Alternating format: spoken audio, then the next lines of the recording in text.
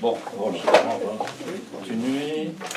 Donc, Ignace avait parlé du site internet. Donc, ici, ce week-end, j'ai créé une nouvelle rubrique potagère sous la loupe. En fait, ça a été imaginé et initié par Pascal de Hauts-de-France qui m'avait proposé ça.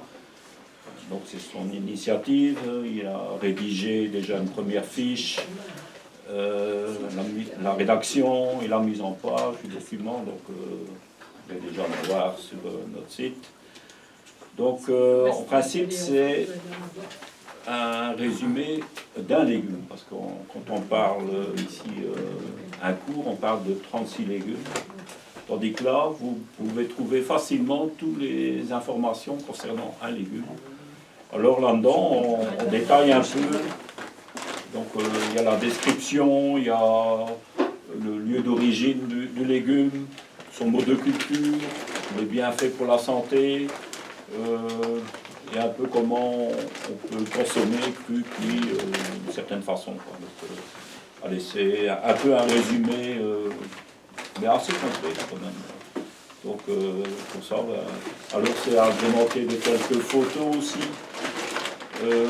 On essaie de faire des photos personnelles, souvent qui viennent du jardin d'Albec ou de chez moi. Voilà, ça permet d'avoir une autre vue que ce qu'on peut trouver sur Internet. Alors cette rubrique va être enrichie au fil de la saison, en fonction des légumes qu'on va aborder, qu'on va expliquer. Voilà, il est déjà occupé à faire la deuxième fiche. Donc la première, c'est sur l'artichaut. J'en ai parlé il n'y a pas si longtemps que ça. Et par la même occasion, je remercie encore tous ceux qui œuvrent parfois dans l'ombre. Donc c'est parfois ici dans le local, parfois chez eux. Parfois ici au jardin, des gens qui font des résumés, des gens qui font plein de choses, qui nous aident beaucoup, parce que, bon, c'est vrai qu'il y a pas mal de tâches à faire ici.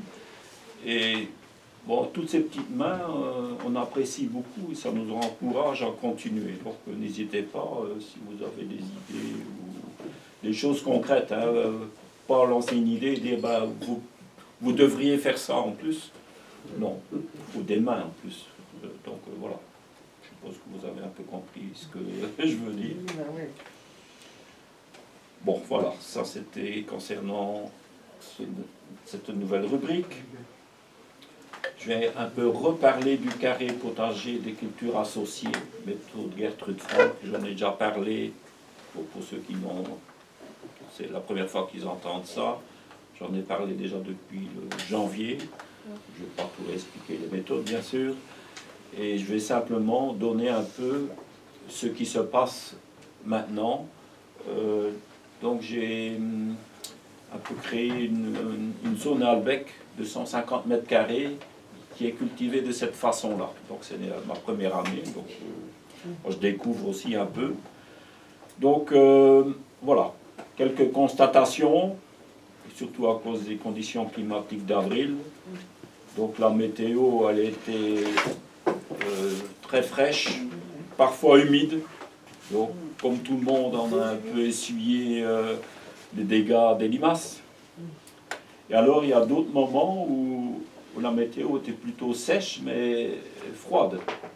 Donc on avait du vent du nord, nord-est, qui asséchait la couche supérieure de la terre. Donc ceux qu'on avait déjà commencé à semer, donc j'avais entre autres parlé de semis, actifs de laitue, de carottes et tout ça, il y a peu de choses qui ont levé. Soit il a fait trop froid, ou soit ça a levé et ça a été bouffé par les limaces.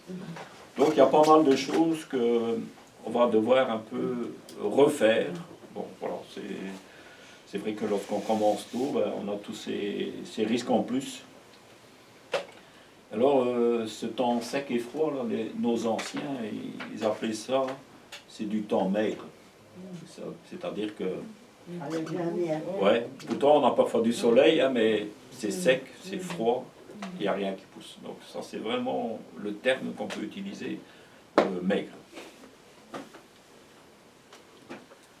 Alors, les semis de couverture végétale, donc entre autres moutarde et autres trèfles et tout ça, ben, il y a de la moutarde qui a levé, et là, j'ai vu que ça a été picoré, et à mon avis, ce sont les ramiers qui sont venus déjà picorer, parce que je vois qu'il y a les petites tiges et les deux petites feuilles des cotylédons, et les feuilles ont été bouffées, il reste comme une antenne, une petite antenne. Là, ouais, ça, c'est...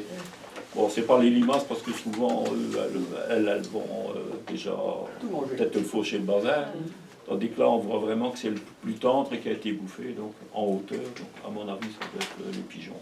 Donc c'est normal, hein, parce que ne trouve encore rien dans les champs. Donc du coup, ça rapporte sur les jardins. Donc les fermiers, maintenant, vont commencer à semer. Ils sont sûrs, ça. Oui, voilà. Ils ont aussi au moins 15 jours de retard. Hein. Alors du coup, après, les pigeons, ce seront pour eux. Et on sera un peu débarrassé. C'est déjà, hein, parce que je suis passé à côté d'un champ, là, pas loin de chez moi, et il y avait au moins 50 pigeons. Ah donc ouais. je me suis dit, ben, il y a semé. Ou bien, parfois rien qui a passé la charrue, ben voilà. Ouais, je Oui, pense il que y a là, des il y choses, il y a avait- des graines, il y a avait des ça. graines, et puis il y a des bestioles. Mais ce matin, j'en avais 20 chez moi. Hein. Des ramiers. Les ramiers, ouais. Mais tout est protégé. Presque tout est protégé. hein. Faut mettre des CD pour mettre des Tu filles. sais déjà ce que tu vas manger à midi alors. Avec des carottes et des petits pois. Alors bon, tout n'est pas négatif quand même dans ce qu'on a fait depuis. Donc il y a quand même des choses qui ont bien levé aussi. Donc entre autres les fèves. Bon, ça ne craint pas trop l'humidité ni le froid. Les pois nains aussi. Donc c'est levé. Et là aussi, ça avait commencé à picorer. Des fèves. Et alors les pois nains, il faut quand même un peu les ramer. Moi je trouve qu'il faut mettre des petites branches là, de taille d'arbuste. Hein, et vous apportez ça, vous mettez ça. Je mettrais Il y a votre rang.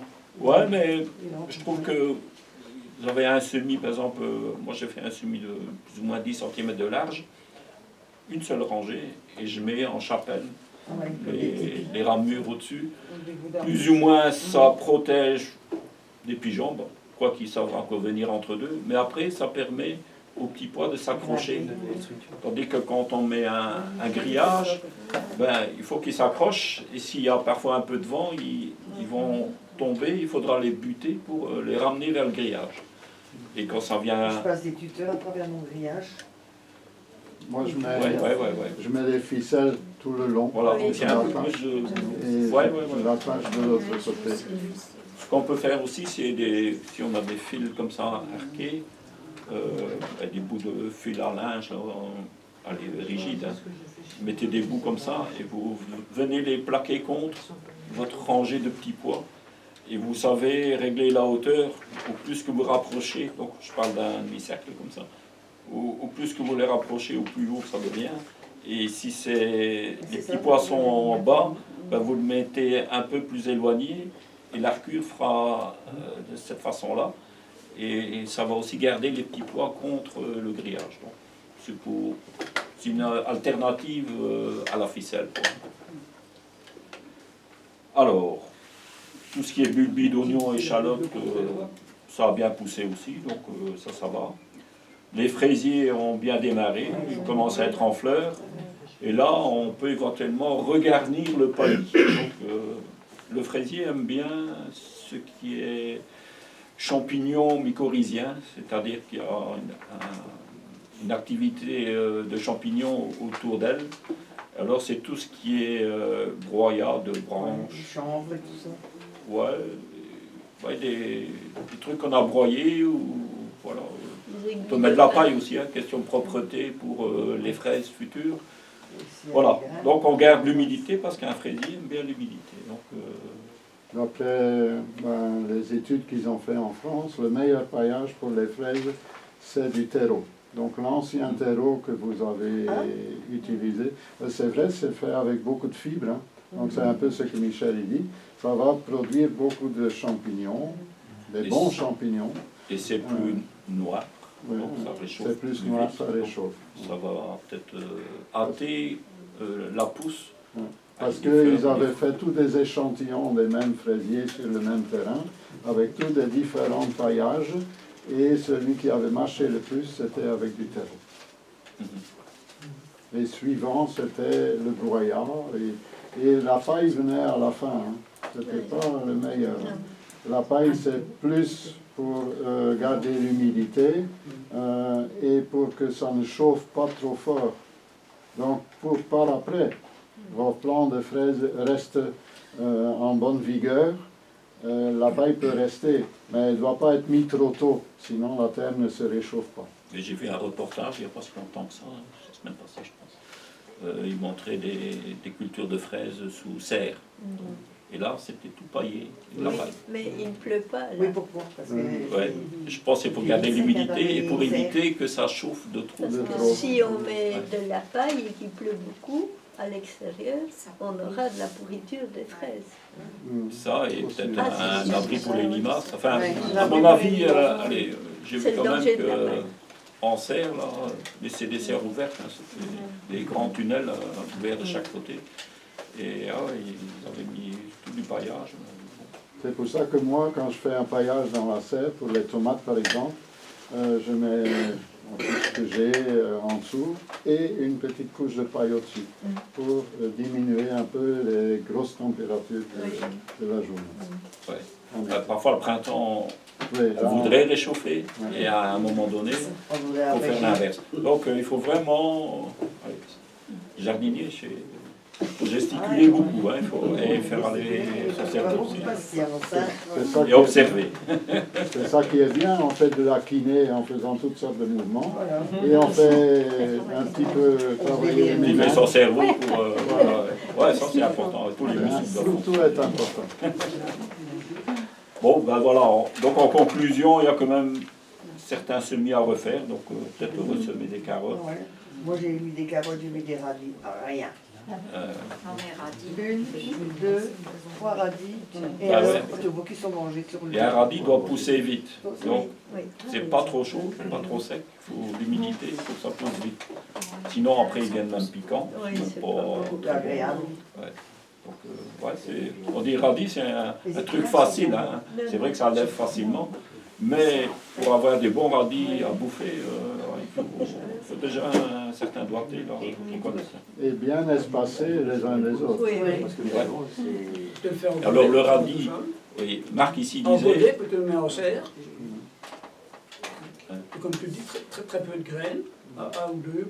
Voilà, c'est ça. Donc en fait, Marc il dit ici que parfois on n'a que des tiges. Ben, c'est souvent aussi parce que c'est trop dru. C'est trop dru. Alors ça pousse tout en hauteur. Et puis les conditions ne sont pas bonnes. Elles montent pratiquement à graines tout de suite. Hein. Donc ça fait une tige et voilà. La même chose pour les navets. Hein. Oui. Ouais, il faut éclaircir. Hein. Pas faire trop dru. Il faut de la lumière aussi. Alors bon, la poursuite d'autres semis, donc bien sûr on continue un peu ce que Ignace a dit. Donc les laitues toute saison, voilà on peut y aller, hein, donc faire ces semis là, toujours un peu mélanger quelques graines de radis, de cerfeuil. Hein, j'ai expliqué ça, pour quelles raisons on le faisait. Parmi les carottes, donc les carottes, on passera peut-être aux demi-longues maintenant, type penantaise, pour dire avoir des carottes à manger avant l'hiver. Et plus tard, on passera aux longues. Les betteraves potagères, les scorcenaires, tout ça, ça peut être semé. Des navets accoratifs, ça on peut encore faire aussi. Des panais. Alors, on peut commencer au mois de mai. À disposer de nos fleurs annuelles. Donc dans ce système-là de culture associée, on associe les fleurs et les légumes.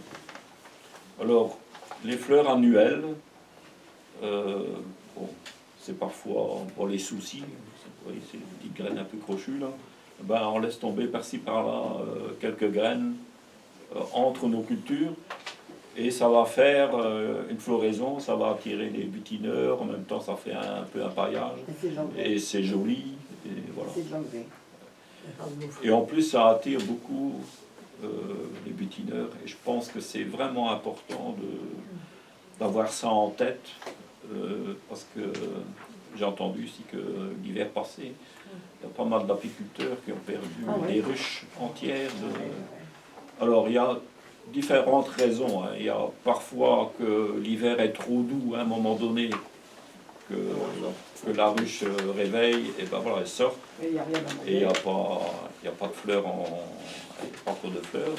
Donc elle s'épuise, elle revient de bredouille, et ben voilà, elle consomme peut-être ce qu'on a mis laissé dans la serre, dans la ruche, pardon, et peut-être pas en suffisance, parce que parfois certains apiculteurs veulent prendre trop de, je sais pas si on peut déjà appeler ça du miel, hein, ce qui est sur les grilles, ils en laissent pas assez pour les abeilles passer l'hiver.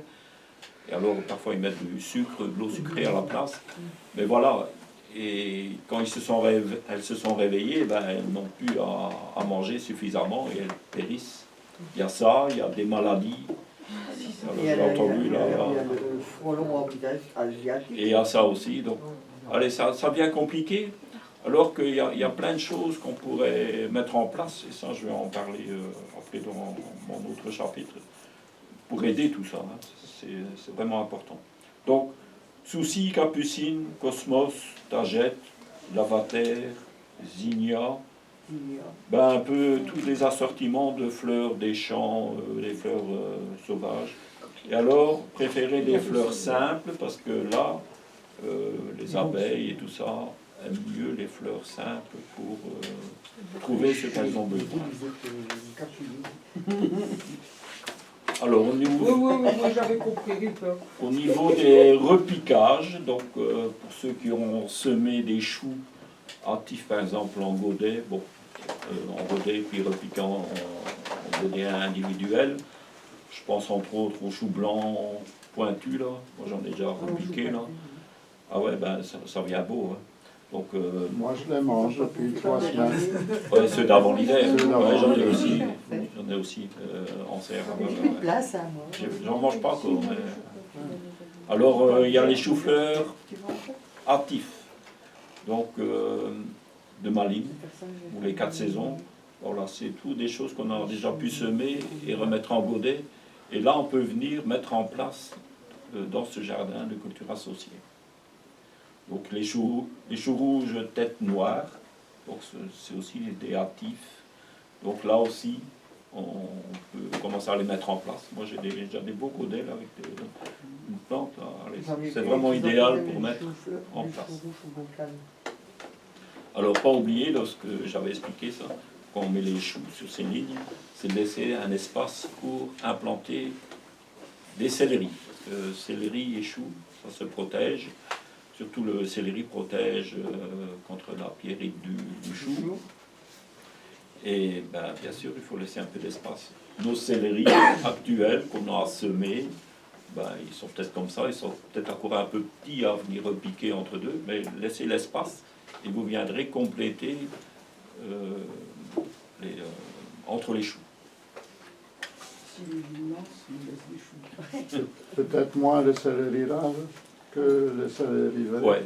Donc si on prend un céleri à jet ou un céleri à côte, céleri vert, ben voilà, même si le chou prend un peu plus d'extension, le céleri sera un peu moins beau. Si c'est un céleri à jet, bon c'est pas grave, on consomme que quelques tiges ou quelques feuilles. Un céleri rave a quand même besoin d'assez de lumière et de nourriture.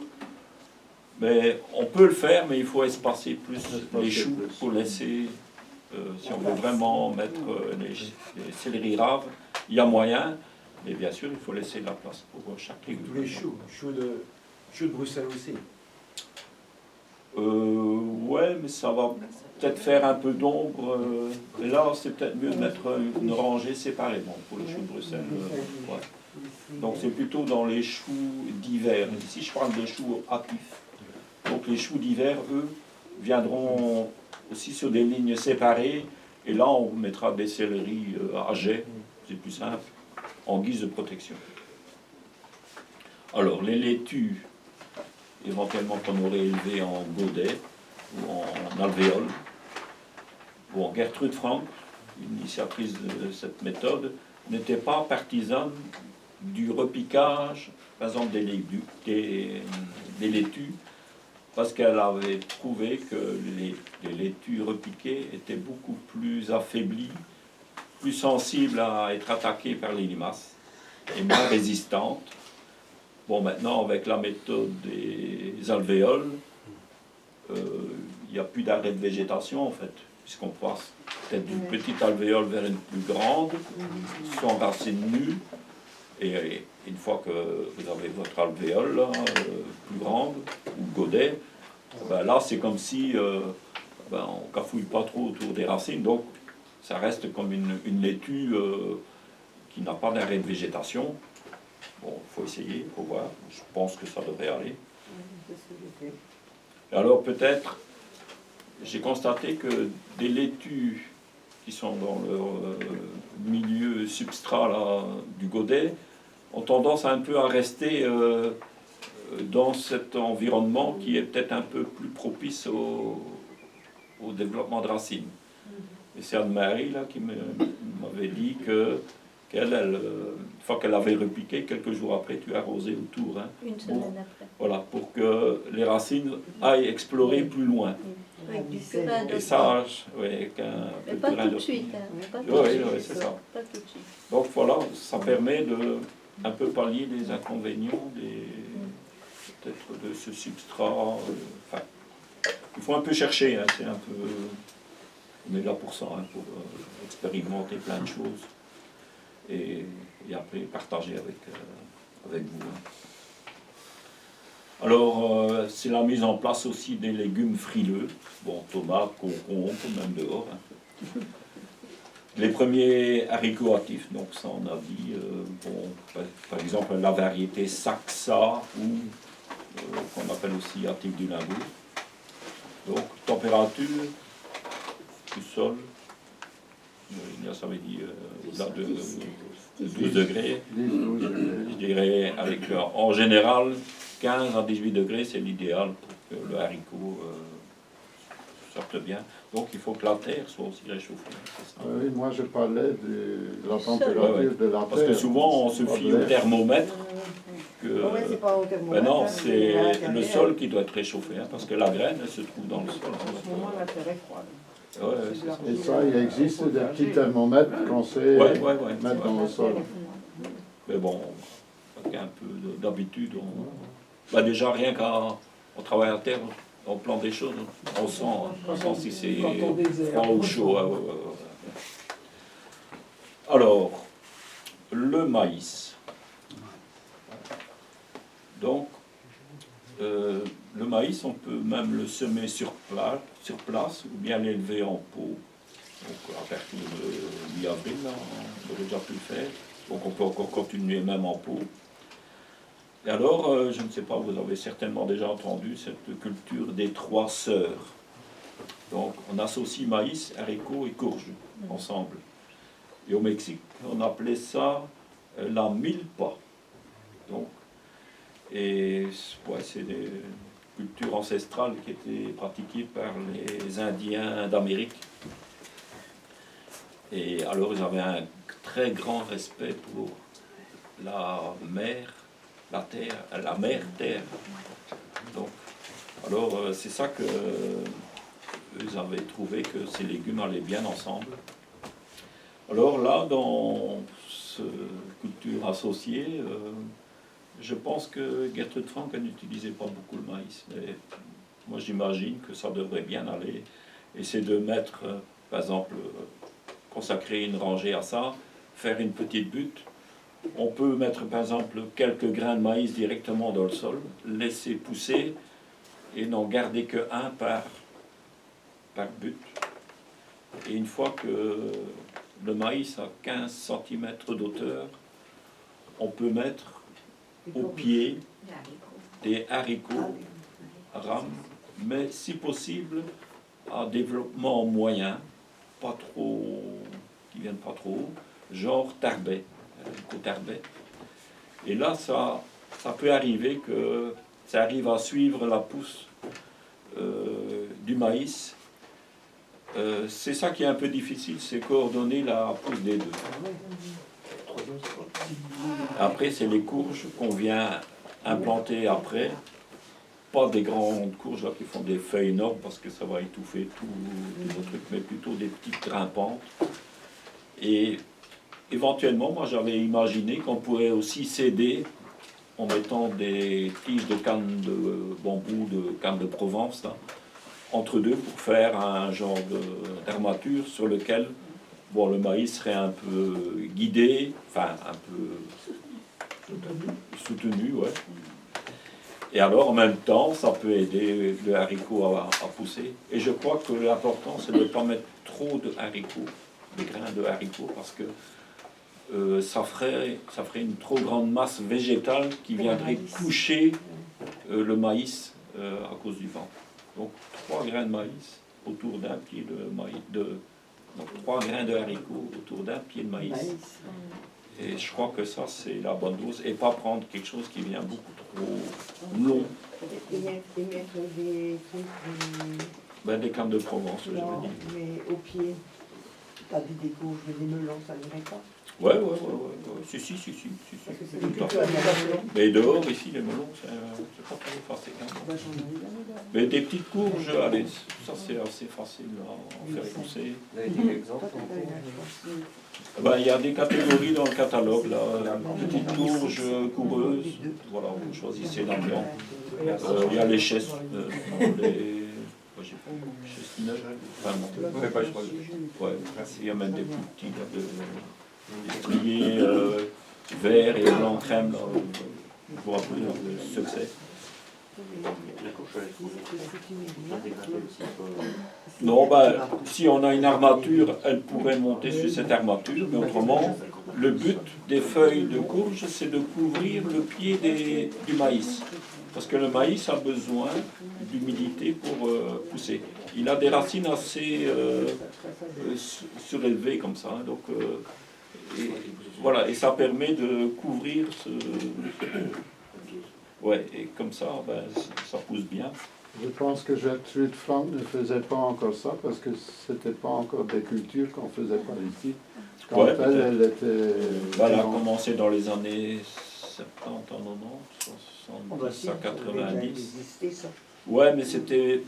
Je pense que peut-être qu'en Allemagne, c'était peut-être un peu moins... Parce que je vois qu'il y a beaucoup plus de légumes qu'on utilise là-bas et moins par ici. Elle était très partisane des choux raves, par exemple. Donc par ici, c'est moins. Tandis que là, et tout ce qui était rave, navet, voilà, il était fort pour tout ce qui était C'est la cuisine allemande. rave.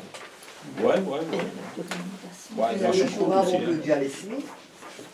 Ouais, moi j'en ai déjà semé, ils sont en godet, et je les repiqué là, en pleine terre. Là. Oui, mais pas trop tard. Non. Voilà, et alors c'est des cultures complémentaires. Pourquoi? Parce que le haricot, comme on avait dit tout à l'heure, produit,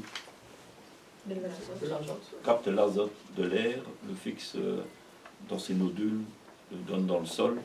Et le maïs, on a besoin, la courge aussi. Donc voilà, c'est des choses qui s'associent bien. Et les Indiens, ben, dans leur alimentation, c'était aussi voilà, haricots, courges, maïs, là-bas. Ils mangeaient un peu ce qui poussait bien, par exemple au Mexique, voilà, en fonction des conditions climatiques. Hein. Ça dépend des variétés de maïs aussi, hein, parce que les Ouais, eux, maïs... ils avaient des maïs géants. Hein. Oui, mais les maïs actuels, c'est plus des hybrides et tout ça, Ouais, qui prennent énormément d'eau, Oui. qui ont besoin d'énormément de nourriture, tandis Ouais. que les maïs qu'ils avaient au Mexique Ouais, si vous avant, mangez c'était des juste grains le contraire. Secs, hein. Ils n'avaient pas besoin d'eau, ils n'étaient pas très gourmands. Ouais. Donc il faut retourner sur ces maïs anciens. Ouais, nous, c'est le maïs sucré Les Indiens. qu'on Ouais, mange. moi j'aime bien le Tandis maïs. qu'eux, c'était aussi pour en faire de la farine et tout ça. Ben, le maïs des Indiens, comme on Ouais, appelle c'est aussi, ça, hein. coloré même. C'est beau, hein, c'est magnifique. Et géant, donc je pense que ça tenait bien. Hein. Peut-être le popcorn. Ouais, pour Ouais, faire du popcorn. Faire sécher les graines Ça, avant c'est de notre sucre, hein. Ouais, bah tout ça, bon, c'est un petit peu... Bon. On peut essayer d'adopter des cultures des autres, hein, c'est c'est toujours bien de découvrir des choses chez d'autres civilisations.